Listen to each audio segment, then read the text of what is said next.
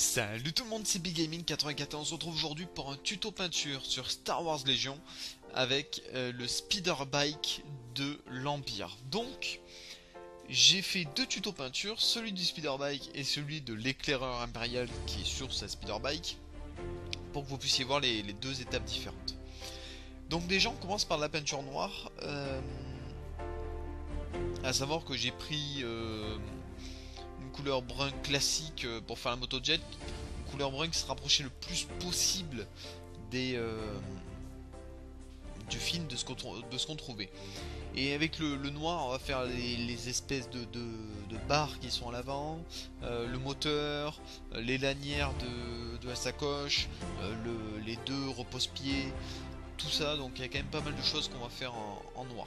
Voilà, il faut vraiment y aller gaiement. De toute façon, derrière, on va retravailler dessus et on va travailler avec une large palette de couleurs sur ces motojets, volontairement, enfin motojets, sur ces speeder bikes.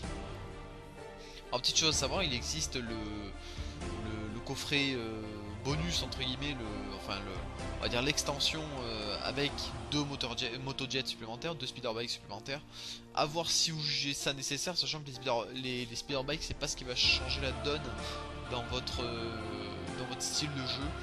C'est pas non plus, c'est pas fou. Voilà, c'est pas fou. Hein, les speederbikes c'est quand même assez classique. On prend d'une couleur brun foncé pour faire la sacoche, pour trancher un peu avec le reste. Et du Sea Blue de chez Tamiya pour faire l'assise.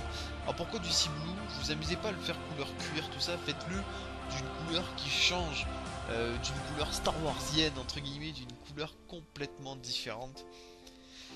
Histoire de rappeler cet univers un peu atypique. Voilà.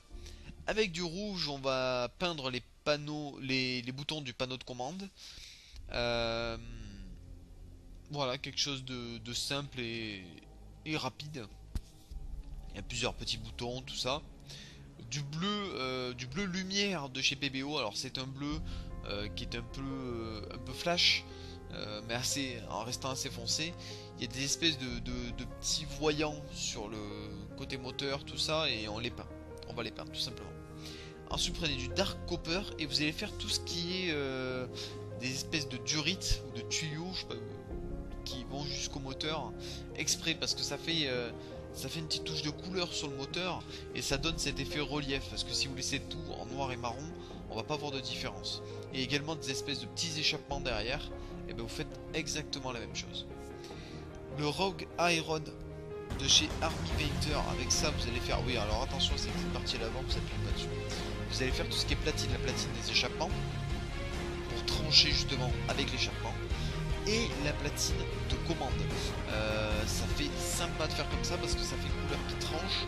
Alors vous pouvez vous amuser à faire la platine de commande avant, évidemment, c'est plus simple.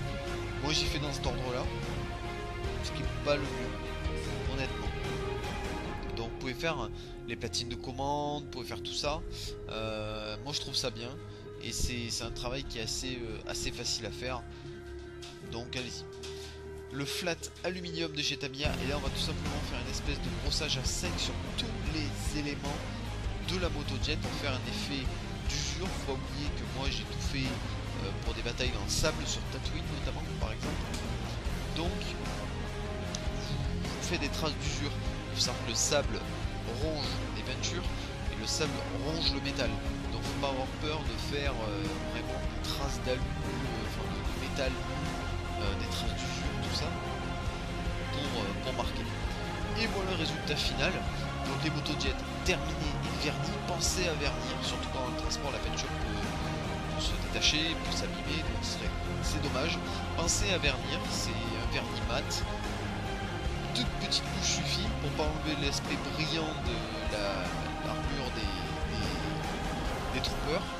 Donc voilà, vous voyez, ça fait super sympa, on voit les traces d'usure, on voit tout bien comme il faut et ça fait réaliste, enfin réaliste pour l'univers Star Wars. C'est très sympa, oubliez pas le canon blaster en dessous. Donc non vraiment je suis assez satisfait du résultat, les motojets je les trouve super. Déjà la qualité des figurines est excellente, mais là c'est formidable de peindre des figurines comme ça et de retrouver l'univers Star Wars tel qu'il est réellement, c'est-à-dire dans les 6 premiers épisodes notamment, enfin surtout le 4, 5, 6 qui sont les épisodes les plus emblématiques et les plus légendaires même j'ai envie de dire. Donc voilà, bah écoutez, n'hésitez pas à laisser un petit commentaire et à vous abonner, c'est hyper important si ça vous a plu. Et je vous dis à plus tout le monde.